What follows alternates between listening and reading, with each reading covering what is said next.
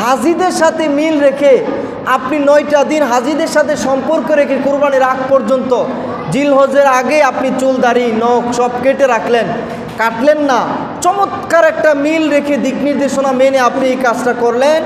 এর দ্বারা হাজিদের মতো আল্লাহ আপনাকেও চমৎকারভাবে হজের বরকত ও নূর দান করবেন।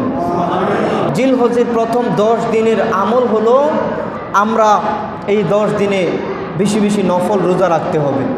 আপনার 1 তারিখ থেকেই লাগাতার নফল রোজা রাখার চেষ্টা করা উচিত। অনেক দামি এই রোজাগুলা, বিশেষ করে আরাফার দিবসে রোজা রাখা। আরাফার দিবসে যে ব্যক্তি রোজা রাখবে, আল্লাহর হাবিব বলেন তার পূর্বের 1 বছর এবং সামনের 1 বছরের সমস্ত গুনাহ দয়াল আল্লাহ মাফ করে দিবেন। সুবহানাল্লাহ ওয়া বিহামদিহি। এজন্য সবাই আরাফার দিবসে রোজাটা রাখার নিয়ত করেন ইনশাআল্লাহ।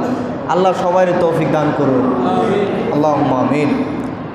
এরপরে 2 নম্বর আমল হলো জিলহজের 10 দিনের বেশি বেশি জিকির করা। বেশি বেশি কি করা?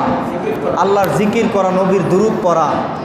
আর বিশেষ করে জিলহজের 9 তারিখ থেকে শুরু করে জিলহজের 9 তারিখ আরাফার দিবসের ফজরের নামাজের পর থেকে পুরুষ মানুষ প্রত্যেকেই ফরজ নামাজের পরে জুড়ে জুড়ে, আর মহিলারা নিম্ন আওয়াজে একবারে 13 জিলহজ আসর পর্যন্ত প্রত্যেক ফরজ নামাজের পরে জুড়ে জুড়ে তাকবীর বলতে হবে, আল্লাহু আকবার, আল্লাহু আকবার, লা ইলাহা ইল্লাল্লাহু, আল্লাহু আকবার, আল্লাহু আকবার, ওয়ালিল্লাহিল হামদ, আল্লাহু আকবার, আল্লাহু আকবার, লা ইলাহা ইল্লাল্লাহু, আল্লাহু আকবার, আল্লাহু আকবার, ওয়ালিল্লাহিল হামদ। এই তাকবীরগুলো বলতে হবে ইনশাআল্লাহ, বেশি বেশি জুড়ে জুড়ে তাকবীর বলা।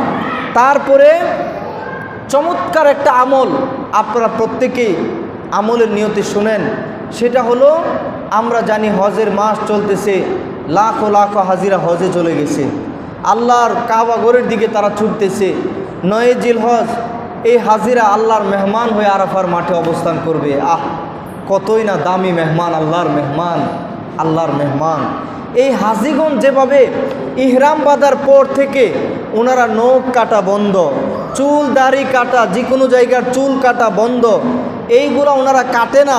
ঠিক তেমনিভাবে ওনাদের মতো যারা যারা কুরবানির নিয়ত করছেন আপনারা, আপনাদের পরিবারের সবাই আপনারাও জিলহজের এই প্রথম 9 দিন আপনারা সকলেই চুল ও নখ কাটবেন না। এই যে হাজিদের সাথে মিল রেখে আপনি 9টা দিন হাজিদের সাথে সম্পর্ক রেখে কুরবানির আগ পর্যন্ত জিলহজের আগে আপনি চুল দাড়ি নখ সব কেটে রাখলেন, কাটলেন না, চমৎকার একটা মিল রেখে দিক নির্দেশনা মেনে আপনি এই কাজটা করলেন। এর দ্বারা হাজিদের মতো আল্লাহ আপনাকেও চমৎকারভাবে হজের বরকত ও নূর দান করবেন। সুবহানাল্লাহ ওয়া বিহামদিহি, সুবহানাল্লাহিল আযীম। এই জন্য হাজিদের সাথে মিল রেখে এই আমলগুলো আমাদের করার দরকার আছে কি না? আল্লাহ তৌফিক দান করুক, সবাই বলেন আমিন।